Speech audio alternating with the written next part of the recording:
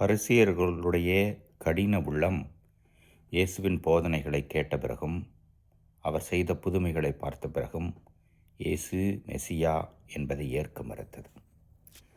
கடவுளுடைய திட்டத்தை புரிந்து கொள்ள மறுத்தது. அதனால்தான் அவர்கள் மீண்டும் மீண்டும் எங்களுக்கு ஒரு அறிகுறி காட்டும், அடையாளம் காட்டும் என்று கேட்கிறார்கள். அவர்கள் மனது கல்லானது. அங்கே கடவுளுடைய அருள் இரக்கமாக மன்னிப்பாக வேலை செய்ய அவர்கள் அனுமதிக்கவில்லை. எனவே இயேசு சோகத்தோடு, ஹோலி சாரோ என்று ஆங்கிலத்தில் சொல்வார்கள், அவர்களை விட்டு விலகி செல்கிறார்.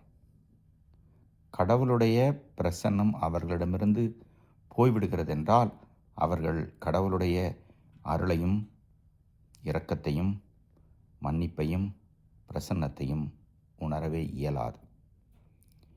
நம்முடைய பாவங்களுக்காக, பிறருடைய பாவங்களுக்காக நாம் மனம் வருந்துகின்ற பொழுது அந்த இரக்கத்தை கேட்கிறோம், இரக்கத்தை தேடி வருகிறோம். கடவுளுடைய இரக்கம்தான் நம்மை மாற்றி அமைக்கும். நாம் எல்லாம் புனிதர்கள் அல்ல. தவக்காலத்தை இன்னும் ஒரு சில நாட்களிலே தொடங்க இருக்கிறோம். மீண்டும் மீண்டும் ஆய்வு செய்து பார்த்துக்கொள்ள இருக்கிறோம். எனவே இந்த புனித காலத்தை தொடங்கும் முன் கடவுளுடைய இரக்கத்தை இறைஞ்சி மன்றாடுவோம். அவருடைய இரக்கம் நம்மை மாற்றி அமைக்கும். இறைவன் என்னென்னும் வாழ்த்து பெறுவாராக.